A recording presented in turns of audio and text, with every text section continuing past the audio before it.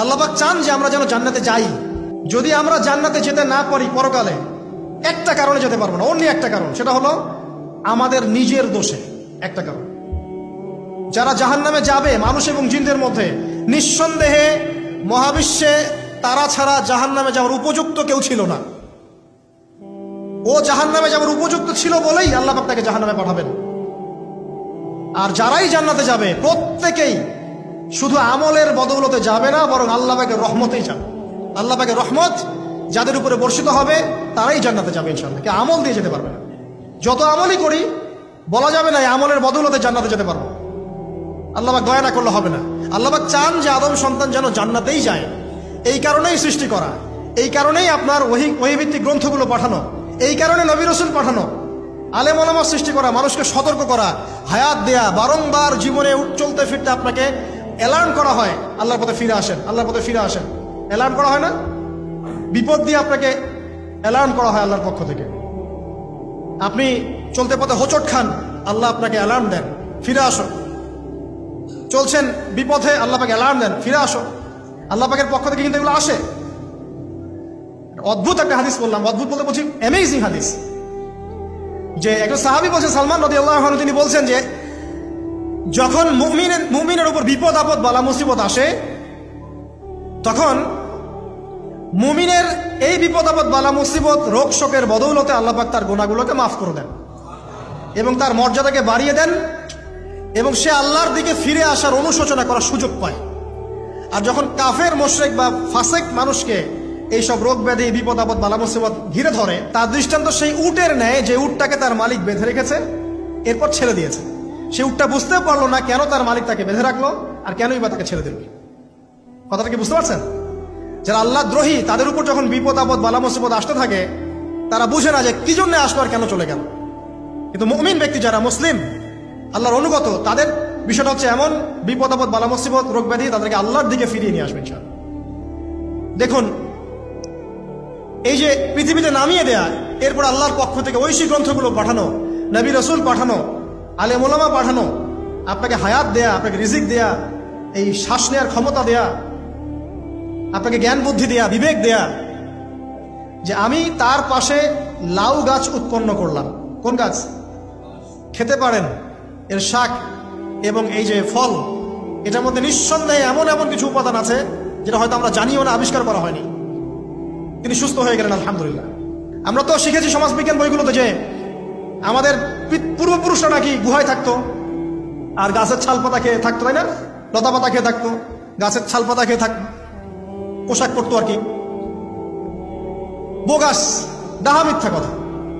আল্লাহ রাব্বুল আলামিন সূরা বাকারা এবং সূরা আরাফ পড়ে দেখেন, আল্লাহ পাক বলছেন যে আদম আলাইহিস সালামকে আল্লাহ পাক সমস্ত নাম জ্ঞান শিক্ষা দিয়েছেন। মহাবিশ্বের যে প্রয়োজনীয় জ্ঞানগুলো আছে সেগুলো আল্লাহ পাক আদমকে শিখিয়েছেন আলাইহিস সালাম।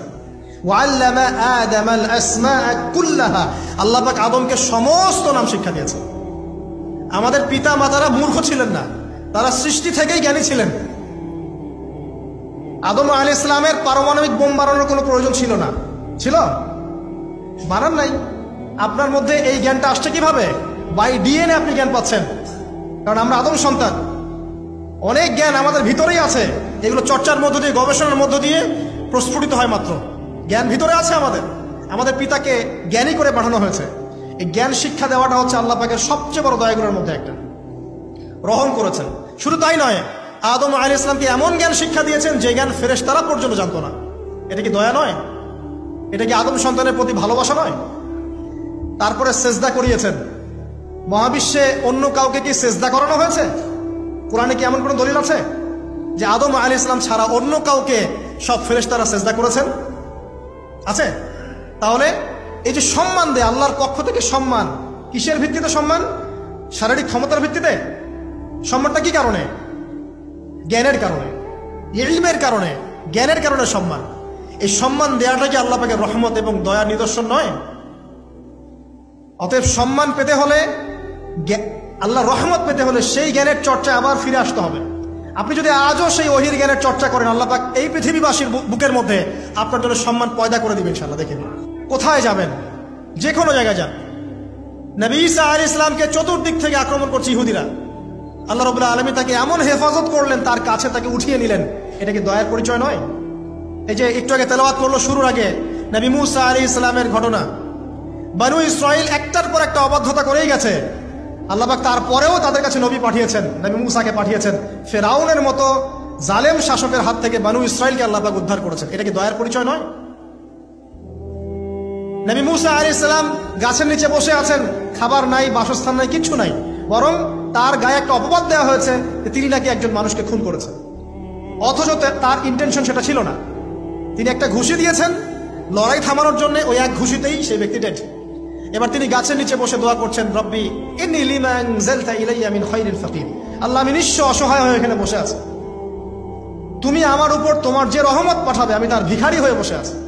দোয়া করার সাথে সাথেই ওই শুআয়ব আলাইহিস সালামের মেয়ে হেঁটে হেঁটে চলে আসলো। তিনি স্ত্রী পেলেন, তিনি শ্বশুর পেলেন, একজন নবী পরিবার পেলেন, বাসস্থান পেলেন, চাকরি পর্যন্ত পেলেন। 8 বছর তিনি রাখালি করেছেন শুআয়ব আলাইহিস সালামের ফার্মের মধ্যে। দয়া মুহূর্তেই চলে আসবে, শুধু আল্লাহর দিকে অভিমুখী হলেই হয়, এগুলো দয়া। আইয়ুব আলাইহিস সালামের কথা মনে আছে না? দীর্ঘদিন রোগে ভুগছেন, চিকিৎসা হচ্ছে না, ভালো হচ্ছে না, শেফা হচ্ছে না। এখানে যারা আধ্যাত্মিকত্ব নিয়ে পড়াশোনা করেন, লেখালেখি করেন, তারা বলেছেন তাদের কিছু কিতাবের মধ্যে, রোগটা যখন এমন একটা পর্যায়ে চলে আসলো যে তিনি জিহ্বাটা নড়াতে পারছেন না, কারণ তিনি আল্লাহ পাকের জিকির করতে প্রচন্ড ভালোবাসতেন। এক পর্যায়ে রোগটা এমন একটা জায়গায় চলে আসলো যে জিহ্বাটা তিনি নড়াতে কষ্ট হচ্ছে। তখন গিয়ে তিনি বলছেন, রব্বি আন্নী মাসসানি আদ-দুররু ওয়া আনতা আরহামুর রাহিমিন। হে আল্লাহ, আমাকে কষ্ট স্পর্শ করেছে, আর তুমি তো ক্ষমাকারী, রহমকারীদের মধ্যে সর্বশ্রেষ্ঠ রহমকারী। আমি জিকির করতে পর্যন্ত পারছি না, আল্লাহ আমার রোগটা শেফা দিয়ে দাও। বলার সাথে সাথে আল্লাহ রাব্বুল আলামিন প্রস্রবণ ঝর্ণা তৈরি করলেন, এখানে গোসল করো, শেফা হয়ে গেল। এগুলো কি রহমতের পরিচয় নয়?